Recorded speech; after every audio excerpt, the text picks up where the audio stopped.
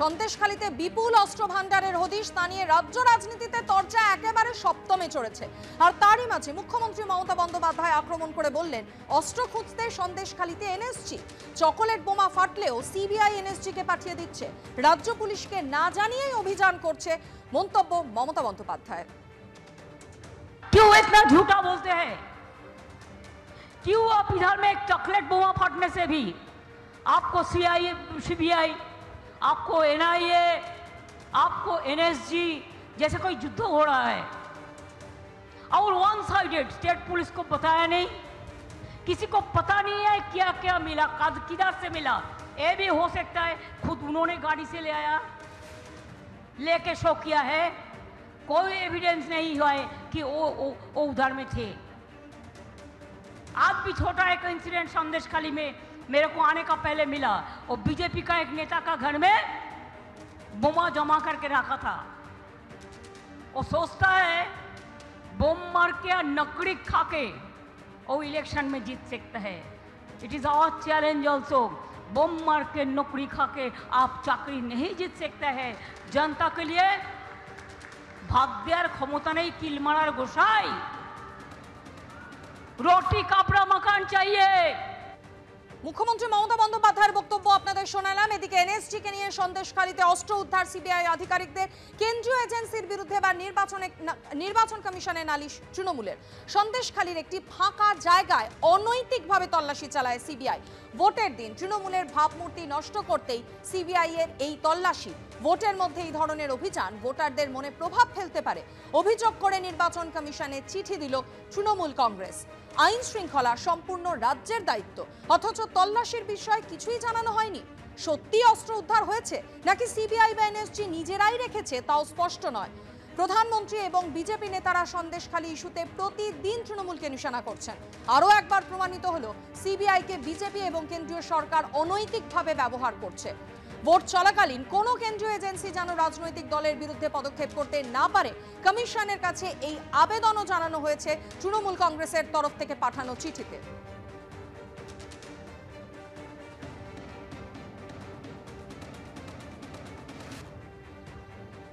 সন্দেশখালীতে NSG যেভাবে অস্ত্র উদ্ধার করেছে তা নিয়ে ইতিমধ্যেই কিন্তু নির্বাচন কমিশনে চিঠি দিয়েছে তৃণমূল কংগ্রেস। আমাদের সঙ্গে রয়েছেন বিজেপির রাজ্য সভাপতি সুকান্তদা। আপনার থেকে জানতে চাইব, তৃণমূল কংগ্রেস এই যে চিঠি দিয়েছে এটা নিয়ে আপনার কি বক্তব্য? দেখুন, তৃণমূল কংগ্রেস চিঠি দিতেই পারে, সে চিঠি দেওয়ার অধিকার তাদের আছে, কিন্তু আমরা অবাক হয়ে যাচ্ছি যে যেখানে সন্দেশখালীতে এই ধরনের অস্ত্র উদ্ধার হয়েছে, যে অস্ত্রগুলো ভারতবর্ষের বাইরে থেকে নিয়ে আসা হয়েছে বলে জানা যাচ্ছে, তারপরেও এই তদন্তকে বাধা দেওয়ার জন্য সুপ্রিম কোর্ট থেকে শুরু করে যেভাবে সব জায়গায় তৃণমূল কংগ্রেস, নির্বাচন কমিশন থেকে শুরু করে সব জায়গায় যে কড়া নেড়ে যাচ্ছে, আমার তো অবাক, আমি সত্যি অবাক হয়ে যাচ্ছি যে ভারতবর্ষের সংবিধান, ভারতবর্ষের সার্বভৌমত্ব, ভারতবর্ষের ঐক্য, অখণ্ডতা, এই সবের প্রতি কি তৃণমূল কংগ্রেস নামক দলের কি কোনো রকম কোনো মানে কি বলবো দায়বদ্ধতা নেই? একটা জিনিস সেখানে বলা হচ্ছে এই চিঠিতে যে সন্দেশখালীর একটি ফাঁকা জায়গায় অনৈতিকভাবে তল্লাশি চালায় সিবিআই। ভোটের দিন তৃণমূলের ভাবমূর্তি নষ্ট করতে সিবিআই এর এই তল্লাশি। তো ভোটের মধ্যে এই যে অভিযান, সেটা ভোটারদের মধ্যে প্রভাব ফেলতে পারে, কি বল? দেখুন, প্রথম কথা হচ্ছে যে সিবিআই এই তদন্ত নিজের ইচ্ছেই করছে না, কোর্ট বলেছে তদন্ত করতে। এখন ভোট তো আমাদের লম্বা টানা চলবে, 4 তারিখের রেজাল্ট, তো সিবিআই কি তদন্ত বন্ধ রাখবে? তার জন্য তো কোর্ট সিবিআইকে ভর্ৎসনা করবে যে আপনারা কেন তদন্ত বন্ধ রেখেছেন। কোর্ট যদি নির্দেশ দেয় যে এখন তদন্ত করা যাবে না, তাহলে সিবিআই তদন্ত করবে না। আর ফাঁকা জায়গায় কি, সেখানে তো পুলিশের উপস্থিতিতে, যথারীতি নাজার থানার ওসির উপস্থিতিতে এই তদন্ত চলেছে এবং সার্চ চলেছে, এবং সেই ওসি থেকে থাকা অবস্থায় মাটি খুঁড়ে এগুলো উদ্ধার হয়েছে। তো মমতা বন্দ্যোপাধ্যায় তো নিজেই পুলিশ মন্ত্রী, তারই ওসি সেখানে উপস্থিত ছিল। এটাও বলা হচ্ছে আইন শৃঙ্খলা রাজ্যের দায়িত্ব, এবং সত্যি অস্ত্র উদ্ধার হয়েছে কিনা, সিবিআই বা এনএসজি নিজেরাই রেখেছে কিনা তা স্পষ্ট নয়। প্রধানমন্ত্রী এবং বিজেপি নেতারা সন্দেশখালীটাকে অন্যতম ইস্যু করছেন, তৃণমূলকে নিশানা করছেন, তো সেই জায়গা থেকে এইগুলো আর কি বলা হচ্ছে, কি বলবেন?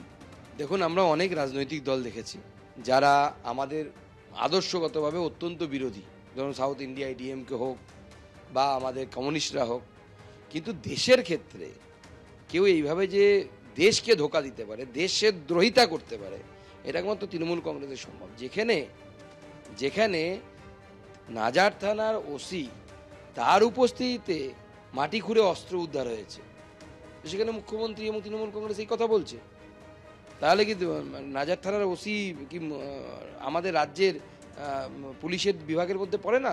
আর পুলিশ মন্ত্রী তো স্বয়ং মমতা বন্দ্যোপাধ্যায়। বলা হচ্ছে যে ভোট চলাকালীন কোনো কেন্দ্রীয় এজেন্সি যেন রাজনৈতিক দলের বিরুদ্ধে কোনো পদক্ষেপ না করতে পারে, সেটাও আবেদন জানানো হয়েছে। আমার বাড়ি আবদার নাকি চুরি করবে, দেশদ্রোহিতা করবে, আর এজেন্সি পদক্ষেপ নেবে না? সব কটাকে জেলে ঢোকানো উচিত, কান ধরে জেলে ঢোকানো উচিত।